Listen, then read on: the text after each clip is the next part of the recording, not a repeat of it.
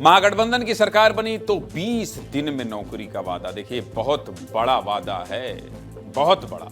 ये सरकार बनी और 20 दिन में नौकरी, कितने लोगों की नौकरी? हर घर में सरकारी नौकरी। ए भगवान, संभव हो पाएगा? चलिए, खबर तो आपको बता देता हूं, संभव होगा या नहीं, सरकार बनेगी तो पता चलेगा। नामांकन और आपसी झगड़ों को सुलझाने के बाद अब बिहार में वादों की बारी है। महागठबंधन ने तो अपना घोषणा पत्र जारी कर दिया है, जिसे बिहार का तेजस्वी प्रण नाम दिया गया है। और अब 30 अक्टूबर का इंतजार है, जब एनडीए अपना घोषणा पत्र जारी करेगा। महागठबंधन ने बिहार की जनता से कौन कौन से वादा किए हैं, आपको विस्तार से दिखा देता हूं। शुरू करते हैं आज बिहार चुनाव से जुड़ी दो बड़ी खबरें। पहली खबर है महागठबंधन का घोषणा पत्र, जिसमें अति पिछड़ा वर्ग और महिलाओं से बहुत बड़े बड़े वादे किए गए हैं।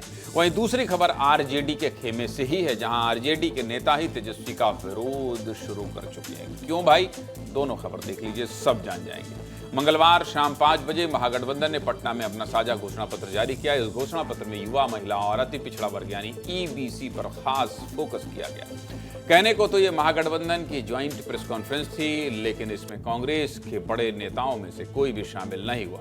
न राहुल गांधी आए, न प्रियंका आई और न अध्यक्ष मल्लिकार्जुन खड़गे आए।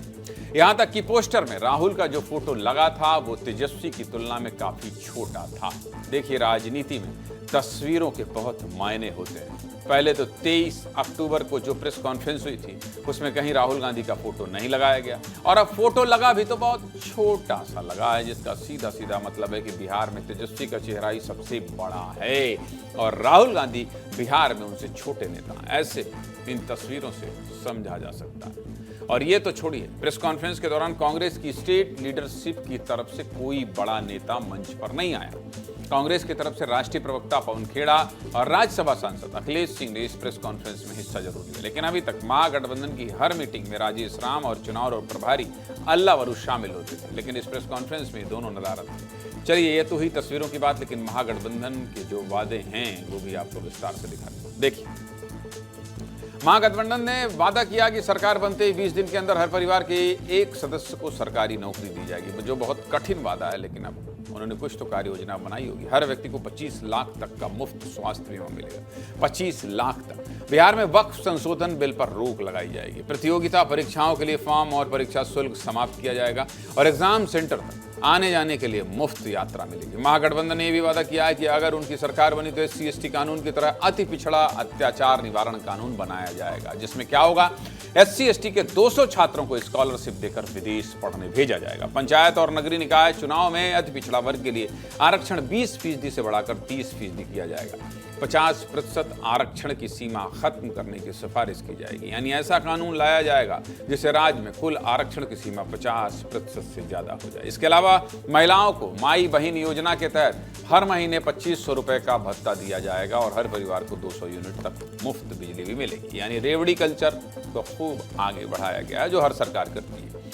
इसके अलावा 500 रुपए में घरेलू गैस सिलेंडर भी दिया जाएगा। प्रेस कॉन्फ्रेंस के दौरान तेजस्वी यादव ने वादों को लेकर क्या कहा है, ये भी आपको सुना देते हैं, सुनिए। दलों और दिलों का संकल्प और प्रण है। एक एक घोषणा दिल से लिया हुआ प्रण है। अपने प्रण को प्राण झोंक करके भी हम लोगों को अगर पूरा करना पड़े तो अपने प्रण को हम लोग जो है पूरा करेंगे।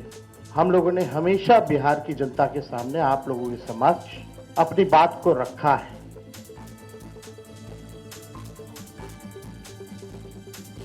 महागठबंधन ने तो अपने वादे बता दिए, लेकिन अब 30 अक्टूबर का इंतजार है, क्योंकि 30 अक्टूबर को एनडीए अपना घोषणा पत्र जारी करने वाला है और उम्मीद है कि इस घोषणा पत्र में महिला और अति पिछड़ा वर्ग से बड़े बड़े वादे किए जा सकते हैं। इसके अलावा बिहार में एक और मुद्दा है, और वो मुद्दा है तेजस्वी के पोस्टर का। पटना में आरजेडी के दफ्तर के बाहर तेजस्वी के पोस्टर लगे हैं, जिसमें उन्हें नायक बताया जा रहा है। इस पोस्टर को लेकर पहले भी विवाद हुआ था। पप्पू यादव ने कहा था।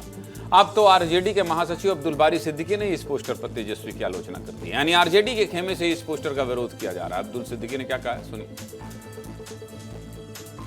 भाई, जननायक बनने में उनको समय लगेगा, इसलिए समय लगेगा कि वो लालू की विरासत है और उनकी राजनीति पे खरा उतरने की कोशिश कर रहे हैं।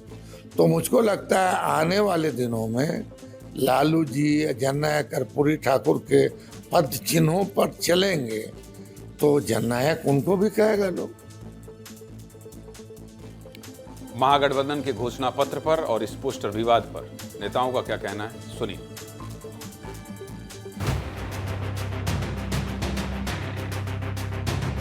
जननायक की उपाधि आपको लेने का ऐसा शौक है तो ऐसे कर्म भी तो कीजिए। क्या आपने ऐसे कर्म किए कि आपको जननायक की उपाधि मिलेगी?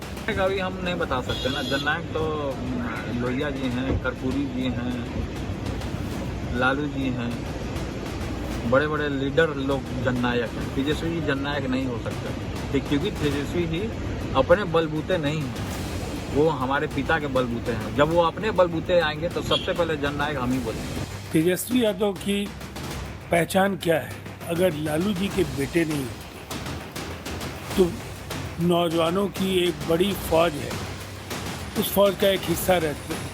तो लगता ही रहता है पोस्टर तो अपना ही, जब पोस्टर बनवाना है अपने पोस्टर लगवाना है, कौन रोके हुए? तो हर बार पोस्टर लगवाते हैं। बिहार की जनता आपको नकार देती है इसलिए कि आप उसके लायक नहीं। जो 20 साल बिहार के साथ धोखा हुआ है, अब बिहार को उससे निजात दिलवाने की आवश्यकता है। तो हमारा जो मैनिफेस्टो है बिहार के तमाम वर्गों के लिए। अरे कौन सा घोषणा पत्र, मरल पत्र लोग अपना घोषित करेंगे? 9वीं फेल घोषणा पत्र के लीडर हैं ये सब के सब जो हैं डेलीरियम में है, कंफ्यूजन। ना वो जननायक है ना वो लायक है, वो तो केवल खलनायक है, भ्रष्टाचार के, परिवारवाद के और अपराधीकरण के, जंगल राज के।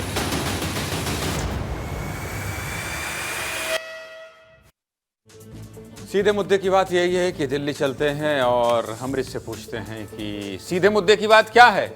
अमृत।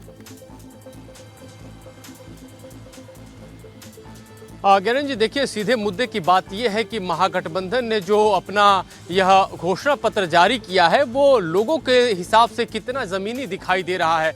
एक देखिए, जब उनके घोषणा पत्र को मैं पढ़ रहा था और बारीकी से उनके नेताओं को भी सुना तो ऐसा लगा कि मैं किसी यूरोप के सबसे विकसित जो इलाका है, डच कंट्री, जिसमें फिनलैंड है, नॉर्वे है, लग्जमबर्ग है, उनके देशों की बात कर रहा हूं। और मेरे मन में भी ख्वाहिश है कि अगर तेजस्वी जीत जाते हैं तो मैं भी बिहार में जाऊं, कुछ जमीन लूं, क्योंकि उन्होंने यह भी वादा किया है कि भूमिहीन है तो 5 डिसमिल जमीन भी उनको दी जाएगी, तो वहां लेकर के वहां बसा जाए, क्योंकि बिहार आने वाले दिनों में बहुत बढ़िया बन जाएगा वादों से। लेकिन जानते हैं आप भी कि बचपन से हम सुनते आए हैं कि तुम्हारे गांव का, जैसे एक है कि गांव का जो मौसम जो फाइलों में दिखाई देता है वो असल में बहुत ही दूर होता है। हर पार्टी के लिए यही भी लाजमी तौर पे लागू होता है। चाहे कर्नाटक में क्या वादे हुए, हिमाचल प्रदेश में क्या वादे हुए, वो कहां तक पूरे हुए हैं, वही बात चूंकि अब ये बिहार की राजनीति में भी लागू होती दिखाई दे रही है। तेजस्वी यादव ने माइक्रो लेवल पे भी जो है वोट उठाने की कोशिश की है, लुभाने की कोशिश की है। यहाँ पे जब प्रचंडता नहीं बन रही है, लेकिन अमृत जिस तरह से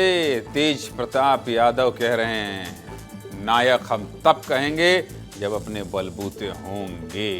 पोस्टर विवाद और उनकी पार्टी से सीनियर नेताओं का इस तरह का रिएक्शन थोड़ी चिंता तो बढ़ाएगा। हालांकि घोषणा पत्र तो लुभाने वाले हैं, जैसा कि आपने कहा। बहुत बहुत धन्यवाद।